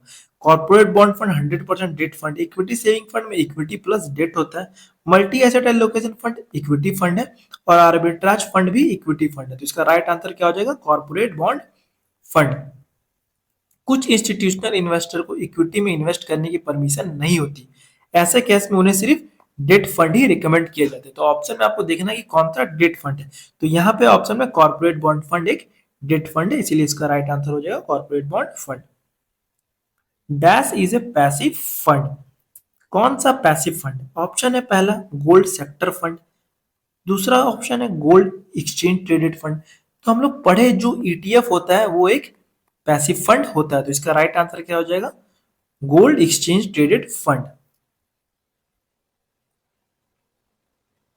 The main document which authorize a company to invest in a particular mutual fund scheme is, company को म्यूचुअल फंड स्कीम में इन्वेस्ट करने के लिए कौन सा डॉक्यूमेंट ऑथराइज देता है? ये बहुत इंपॉर्टेंट क्वेश्चन, इसको आप लोग अच्छे से याद कर लीजिए।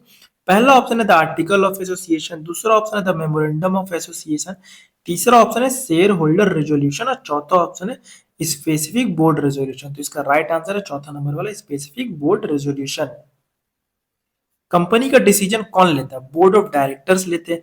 जब बोर्ड मीटिंग में अप्रूवल मिलता है तो बोर्ड रेजोल्यूशन पास होता है, और जब स्पेसिफिक म्यूचुअल फंड में इन्वेस्ट करना हो तो स्पेसिफिक बोर्ड रेजोल्यूशन पास होता है। तो इसका राइट आंसर हो जाएगा specific board resolution. The transaction costs are low for investment in real estate as compared to other financial assets. State whether true or false. क्या रियल एस्टेट इन्वेस्टमेंट में transaction cost financial asset के comparison में कम होता है? तो ये बिल्कुल false है, क्योंकि रियल एस्टेट में ट्रांजैक्शन कॉस्ट ज्यादा होता है। रियल एस्टेट में जब आप प्रॉपर्टी खरीदते हो तो उसमें स्टम्प ड्यूटी लगता है, रजिस्ट्रेशन चार्जेस लगता है, ब्रोकरेज देना पड़ता है, ये सब मिलके कॉस्ट काफी हाई हो जाता है। दूसरी तरफ financial assets like mutual fund, stock, cost comparatively कम होता है, तो इसलिए ये फॉल्स हो जाएगा, क्योंकि रियल एस्टेट में ज्यादा लगता है charges. Mr. Mehta is a stock market investor. The stock market had crashed recently.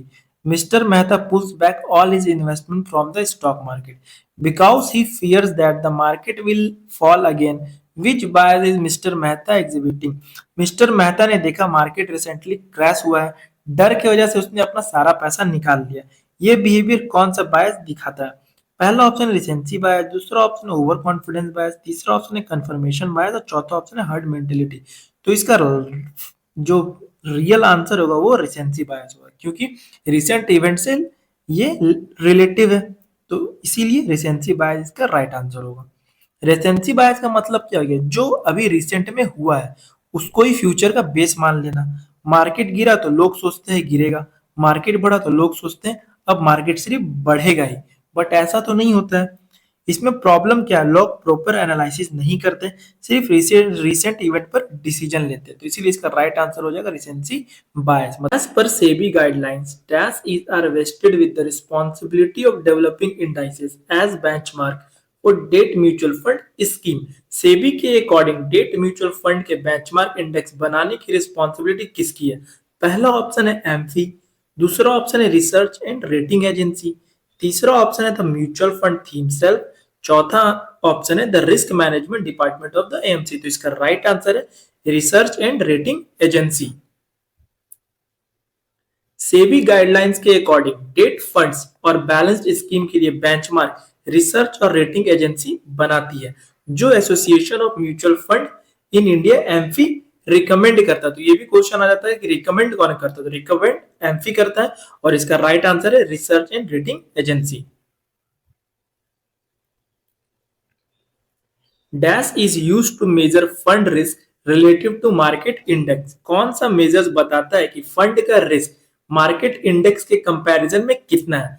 पहला ऑप्शन है ट्रैकिंग एरर, दूसरा ऑप्शन है बीटा कोएफिशिएंट, तीसरा ऑप्शन है ट्रायनर रेशियो, चौथा ऑप्शन है शार्प रेशियो। तो इसका राइट आंसर है बीटा कोएफिशिएंट। बीटा एक रिस्क मेजर है जो बताता है कि कोई स्टॉक या म्यूचुअल फंड अपने बेंचमार्क के कंपैरिजन में कितना मूव करता है। जैसे एग्जांपल, बीटा अगर 1 है तो फंड बेंचमार्क के साथ सेम मूव करेगा, एग्जाम्पल निफ्टी 50 अगर 1% ऊपर गया है तो फंड भी 1% ऊपर जाएगा, बीटा क्योंकि 1 है। और अगर निफ्टी 50 1% नीचे गया है तो फंड भी 1% नीचे जाएगा। दूसरा ये है कि बीटा अगर 1 से ज्यादा है, जैसे कि बीटा 1.5 है 1.5, तो निफ्टी अगर 1% ऊपर गया है तो फंड कितना ऊपर जाएगा 1.5% ऊपर जाएगा। और निफ्टी अगर 1% नीचे गया है मतलब निगेटिव है तो फंड 1.5% नीचे जाएगा। बीटा अगर 1 से कम है मतलब लो है तो यहाँ रिस्क कम होता है, जैसे कि फंड बेंचमार्क से कम मूव करेगा। बीटा अगर 0.5 है यहाँ पे और निफ्टी अगर 1% मूव कर रहा है ऊपर की तरफ तो फंड 0.5 मूव करेगा ऊपर की तरफ। तो इसका राइट आंसर है beta coefficient. The indices based on government securities will be an appropriate benchmark for which type of funds? Government securities पे बेस्ड इंडेक्स किस फंड के लिए बेस्ट बेंचमार्क होगा? पहला ऑप्शन है क्रेडिट रिस्क फंड, दूसरा option है गिल्ट फंड, तीसरा ऑप्शन है मनी मार्केट फंड, चौथा ऑप्शन है लिक्विड फंड। तो हम लोग पढ़ चुके हैं जो गिल्ट फंड होता है वो गवर्नमेंट सिक्योरिटीज में इन्वेस्ट करता है, वो गवर्नमेंट फंड होता है। तो इसका राइट आंसर है गिल्ट फंड, क्योंकि फंड सिर्फ गवर्नमेंट सिक्योरिटीज में इन्वेस्ट करता है, इसका बेंचमार्क भी गवर्नमेंट सिक्योरिटीज बेस्ड इंडेक्स ही होगा। तो गिल्ट फंड मतलब 100% गवर्नमेंट सिक्योरिटीज, तो इसका राइट आंसर है gilt fund. In case the units are pledge the unit holder dash, अगर यूनिट प्लेज यानी कि गिरवी है तो इन्वेस्टर क्या कर सकता है? पहला ऑप्शन है can sell the units after the lock in period. तो जब भी यूनिट्स अगर गिरवी होता है तो अपन लोग पढ़ चुके हैं कि यूनिट्स को सेल नहीं कर सकता, तो इसका राइट आंसर क्या हो जाएगा? 2 number, can not sell the unit, इसका राइट आंसर है। आपने म्यूचुअल फंड यूनिट्स बैंक को प्लेज करके लोन लिया, जब तक लोन क्लियर नहीं होता यूनिट सेल नहीं कर सकते हैं, स्विच भी नहीं कर सकते हैं। ओनली आफ्टर बैंक एनओसी देगा, जब आप लोन को पूरा कर देते तो बैंक एनओसी देगा तभी फ्री होगा आपका यूनिट, तब उसके बाद आप सेल कर सकते हैं। जब तक आपका यूनिट प्लेज है तब तक आप सेल नहीं कर सकते, तो इसका राइट आंसर है can not sell the units. For which mutual fund distribution is a due diligence process mandated by SEBI, SEBI के हिसाब से किन म्यूचुअल फंड डिस्ट्रीब्यूटर पर ड्यू डिलिजेंस मैंडेटरी है?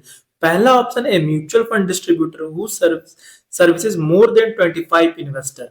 तो ऐसा कुछ नहीं है कि मोर देन 25 इन्वेस्टर, तो ये ऑप्शन नहीं होगा, क्योंकि हम लोग पढ़ चुके हैं ड्यू डिलिजेंस में 4 क्राइटेरिया होता है, आगे फिर इसको डिस्क्राइब करते हैं।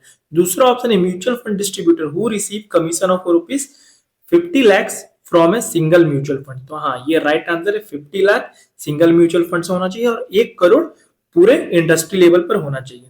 तो 2 नंबर राइट आंसर है। तीसरा ऑप्शन देख लेते हैं, mutual fund distributor who brings in investment from investor of over rupees 1 crore for a single mutual fund. तो 1 करोड़ नहीं होगा, यहाँ पे 50 lakhs from a single mutual fund होगा। All of the above wrong है, 3 नंबर भी रॉन्ग है, 1 भी रॉन्ग है, 2 इसका राइट आंसर है। सेबी चाहता है कि लार्ज या फिर इन्फ्लुएंशियल डिस्ट्रीब्यूटर को प्रॉपर्ली मॉनिटर किया जाए, इसलिए एएमसी को बोला गया है इन डिस्ट्रीब्यूटर पर ड्यू डिलिजेंस करो। कौन से डिस्ट्रीब्यूटर? जो बड़े लेवल पे बिजनेस करते हैं उन पे ड्यू डिलिजेंस लगता है, जैसे कि बहुत ज्यादा कमीशन अर्न कर रहे हैं जो डिस्ट्रीब्यूटर, हाई एएम है जिनका, मल्टीपल लोकेशन पर काम करते हैं। तो जो ड्यू डिलिजेंस प्रोसेस का जो क्राइटेरिया है वो 4 क्राइटेरिया है। क्या क्राइटेरिया है वो? मोर देन 20 लोकेशन, 20 लोकेशन पे अगर उनका ज्यादा बिजनेस है 20 लोकेशन से तो ड्यू डिलिजेंस के पार्ट हो जाएंगे। तो ऑप्शन में अगर 20 लोकेशन रहे तो आप उसको टिक कीजिए, वो राइट आंसर हो जाएगा। AUM rise over rupees 100 crore across industry in the non-institutional category but including high net worth individual, high net worth individual, जो इंडिविजुअल है उनका एयूएम 100 करोड़ होना चाहिए, तो फिर वो ड्यू डिलिजेंस में आ जाएंगे। Commission received of rupees 1 crore across industry, मतलब सारे एएमसी में मिलाकर के उनका जो फाइनेंशियल ईयर उसमें 1 करोड़ कमीशन होना चाहिए, या फिर कोई particular single AMC mutual fund से 50 लाख का कमीशन आना चाहिए, तो फिर वो ड्यू डिलिजेंस के क्राइटेरिया में आ जाएंगे। तो यही 4 चीज आपको याद रखना है ड्यू डिलिजेंस से, कि more than 20 location, 100 crore individual एवं commission receive 1 crore across industry, या फिर commission receive 50 lakh from a single mutual fund.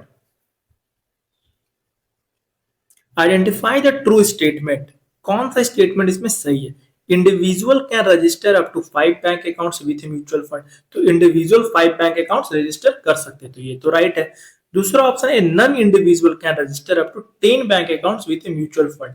तो इंस्टीट्यूशनल कंपनी ये सब 10 बैंक अकाउंट्स रजिस्टर कर सकते हैं, तो ये भी राइट है। तो इसका राइट आंसर क्या हो जाएगा ऑप्शन में से? Both A and B are correct.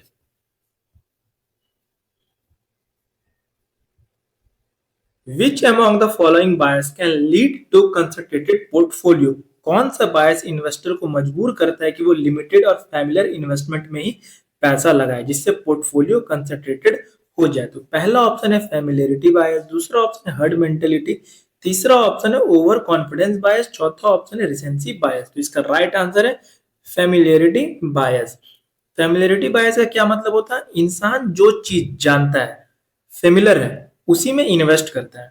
Investor सिर्फ नोन चीजों में इन्वेस्ट करता है, न्यू अपॉर्चुनिटीज इग्नोर करता है, क्योंकि उसको न्यू अपॉर्चुनिटीज के बारे में ना जानना है ना वो जानता है। जो चीज जानता है उसी में वो इन्वेस्ट करता है, जिससे उसका पोर्टफोलियो डाइवर्सिफाइड नहीं हो पाता है और कॉन्सेंट्रेटेड रहता है, लिमिटेड रहता है, जिससे रिस्क का चांसेस बढ़ जाता है। तो इस तरह के बायस को क्या बोलते हैं? फेमिलियरिटी बायस। हर्ड मेंटेलिटी क्या बोलते हैं? जब लोग खुद का एनालाइज नहीं करते, रिसर्च नहीं करते और लोगों को फॉलो करते। ओवर कॉन्फिडेंस मतलब अपने ऊपर ज्यादा ही ओवर ट्रस्ट हो जाना। और रिसेंसी बायस मतलब रिसेंट इवेंट, अगर रिसेंट इवेंट पॉजिटिव है तो उनको लगता है कि सिर्फ पॉजिटिविटी ही होने वाला है, ऊपर ही मार्केट जाएगा। और अगर रिसेंट बायस नेगेटिव है, जैसे कि अभी 1.5 साल से वॉर चल रहा है, वॉर में है, तो अभी मार्केट गिर रहा है 1.5 साल से, तो अब इन्वेस्टर को लग रहा है कि मार्केट हमेशा गिरेगा ही, तो ये रिसेंसी बायस में आ जाते हैं। तो ये आप लोग याद रखिएगा किस टाइप के बायस का क्या आंसर होता है। Which of these funds are suitable for investors who have a long-term investment horizon and are looking for growth? कौन सा fund type long term investment और ग्रोथ ऑब्जेक्टिव के लिए बेस्ट है? पहला ऑप्शन है इनकम फंड, दूसरा ऑप्शन है लॉन्ग ड्यूरेशन फंड, तीसरा ऑप्शन है इक्विटी फंड, चौथा ऑप्शन है लिक्विडिटी फंड। तो इक्विटी फंड जो होता है वो लॉन्ग टर्म इन्वेस्टमेंट और ग्रोथ ऑब्जेक्टिव के लिए होता है। बाकी जो तीन ऑप्शन है डेट फंड, मतलब सेफ्टी हो, यहाँ पे रेगुलर इनकम हो, उससे रिलेटेड है। बट इक्विटी फंड जो हो गया वो कैपिटल आपका ग्रोथ के लिए होता है। तो इसका राइट आंसर क्या हो जाएगा? Equity fund. तो आपको ऐसे याद रखना, इक्विटी फंड मतलब growth wealth creation. Debt fund में जैसे इनकम, लिक्विड, लॉन्ग ड्यूरेशन, उसमें सेफ्टी और स्टेबिलिटी के लिए होता है। With respect to the procedure for getting impaneled as a mutual fund distributor with AMC, the applicant needs to sign a declaration for। अब एक डिस्ट्रीब्यूटर एएमसी के साथ रजिस्टर होता है तो उसे किस चीज का डिक्लेरेशन साइन करना होता है? पहला option guarantee of adding a minimum of 5 investor every month. तो ऐसा कुछ है नहीं गारंटी बोल के कि आपको 5 इन्वेस्टर एवरी मंथ ऐड ही करना है, तो ये ऑप्शन हो जाएगा गलत।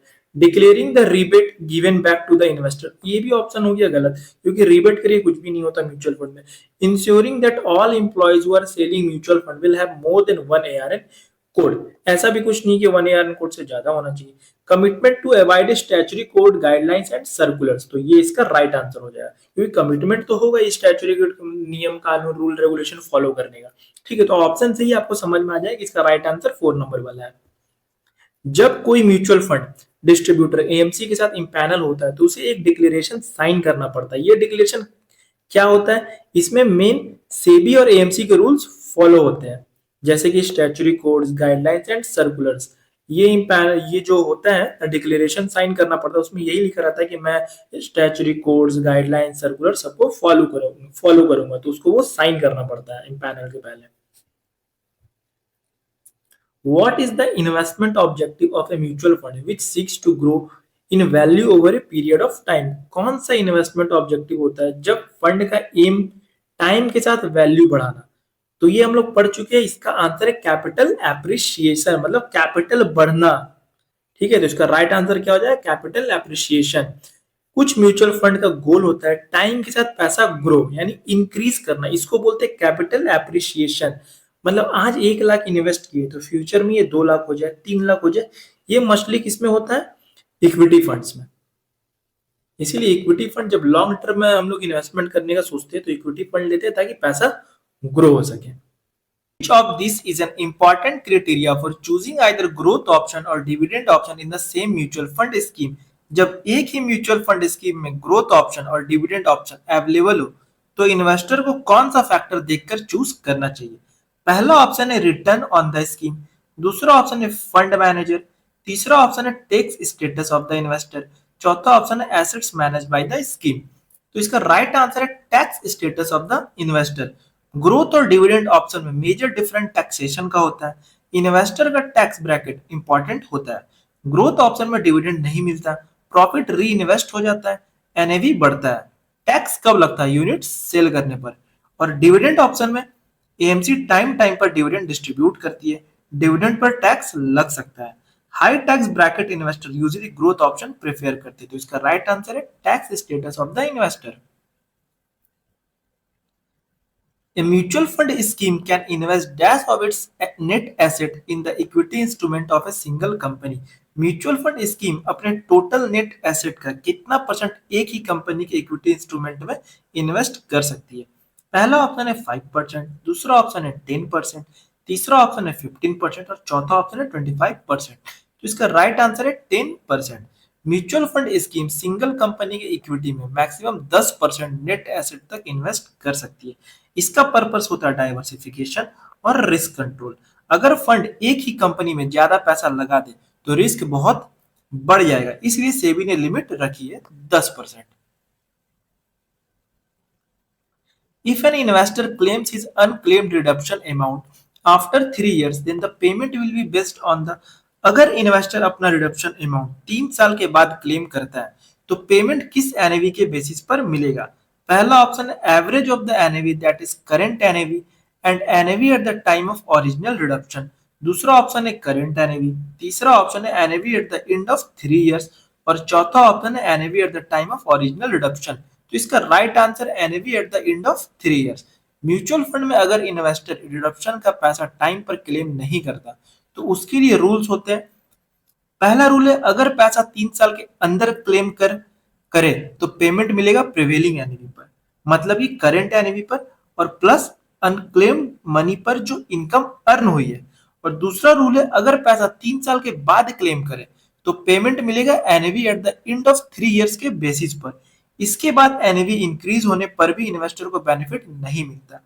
एग्जाम्पल में जैसे कि रिडक्शन लगाया तो एनएवी उस टाइम है 100 रुपीज, 3 साल बाद एनएवी है 120 रुपीज और 5 साल बाद एनएवी है 150 रुपीज।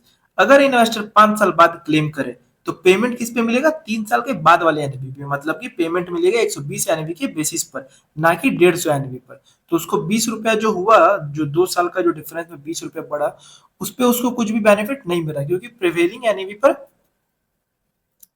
उसको पैसा नहीं मिल रहा है। 3 साल के अंदर जब इन करेगा तो फिर उसको प्रिवेलिंग एनएवी में मिलेगा, यानी करंट एनएवी, और 3 साल के बाद उसको at the time of 3 years के बेसिस पर मिलता है। तो ये आप लोगों को याद रखना होगा। The choice of benchmark for a debt scheme could be chosen on the basis of. Debt mutual fund का बेंचमार्क किस बेसिस पर चूज किया जाता है?